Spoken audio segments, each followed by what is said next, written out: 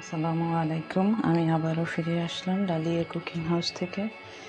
এখন আমি আজকে আপনাদেরকে বানিয়ে দেখাবো তালের গড়গড়া পিঠা, যেটা আমাদের বরিশালের ভাষায় তালের গড়গড়া নামেই পরিচিত।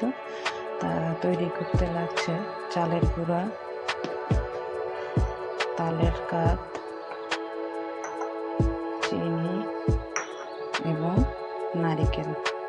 আমি আগে নারিকেলটাকে ফাটিয়ে নেব।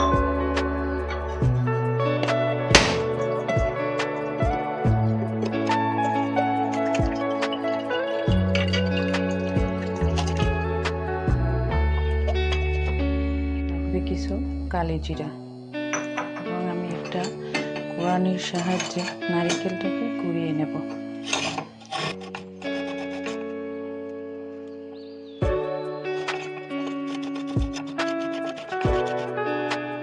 এখানে নারিকেল কোড়ানো।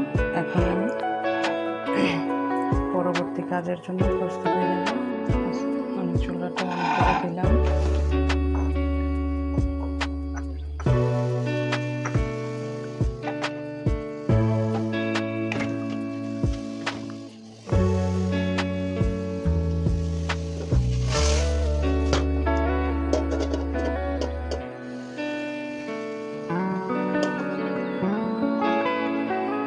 চুলাটা অন করার পরে পাত্রটা যখন গরম হয়ে যাবে, তারপরে আমি কালি জিরাটা একটু হালকা ভেজে নেব।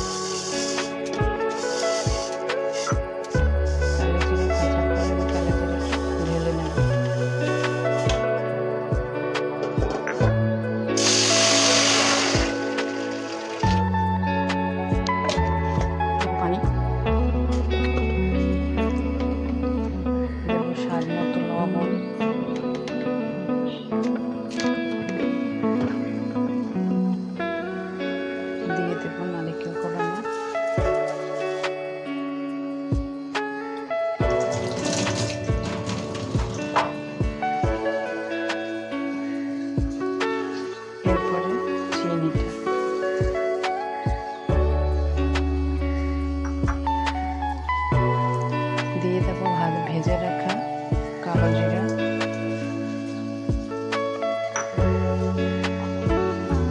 দিয়ে দেবো নারিকেলের কাপ,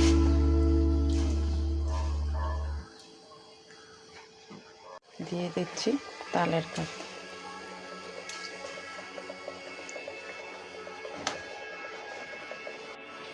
সমস্ত মিশ্রণ ভালোভাবে মিশাতে হবে এবং মিশে যখন ফুটে আসবে, তার ভিতরেই আমি দিয়ে দেব চালের গুঁড়ো। মিশ্রণটা না ফোটা পর্যন্ত অপেক্ষা করি। মিশ্রণটা সুন্দরভাবে ফুটে উঠেছে। এখন এর ভিতরে আমি ঢেলে দিচ্ছি চালের গুঁড়ো।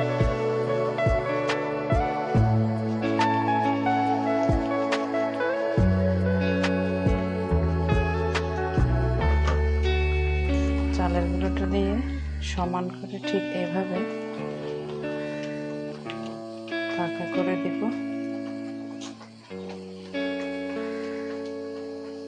এবং কিছুক্ষণের জন্য ঢেকে রাখবো।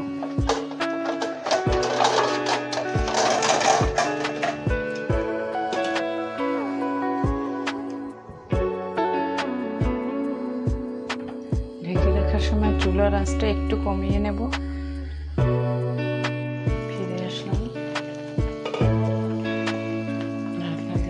রাখার পরে এভাবে আমি এটাকে নেড়ে মিশিয়ে নেব।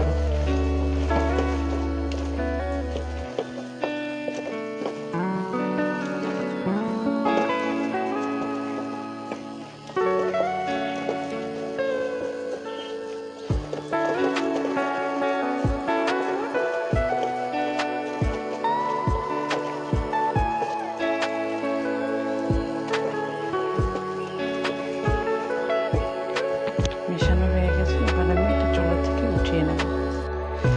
ময়ানটা ঠান্ডা হওয়ার পরে এভাবে আমি ভেজে নেব।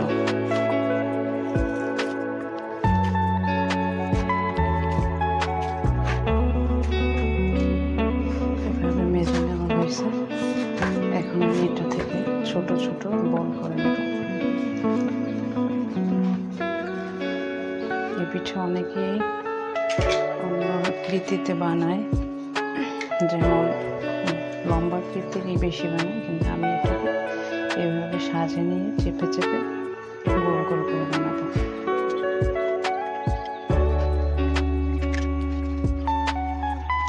আমার সবগুলো বল বানানো হয়েছে। এবার আমি পিঠাগুলোকে একে একে বানিয়ে নেব ঠিক এভাবে করে।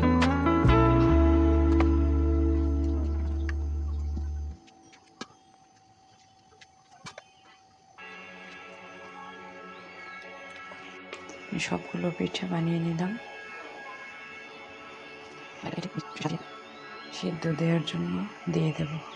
এভাবে আমি সাজিয়ে নিলাম সিদ্ধ দেওয়ার জন্য। একটা পাতিলে গরম পানি দিয়ে দিয়েছিল, পানিটা এখন ফুটছে।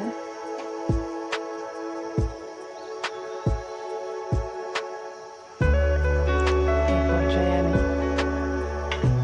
সাজিয়ে রাখা পিঠাগুলো এটার উপরে দিয়ে ঢেকে রাখবো, এবং ঢাকনার যে একটা ছিদ্র থাকে ছিদ্রটাকে আমি বন্ধ করে দেব।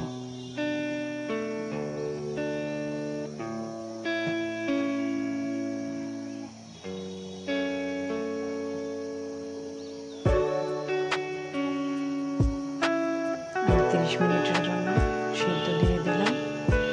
সিদ্ধ হওয়ার পরে আমি আবার ফিরে আসব। পিঠা সিদ্ধ হয়েছে, এবার আমি ওখান থেকে তুলে নেব।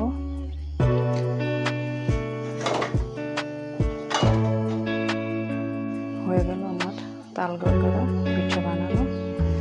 সম্পূর্ণভাবে সম্পন্ন করলাম। যদি আমার এই তাল গড়গড়া পিঠা বানানোটা আপনাদের কাছে ভালো লাগে, তাহলে আপনারা চ্যানেলটিকে লাইক, কমেন্ট এবং সাবস্ক্রাইব করবেন প্লিজ।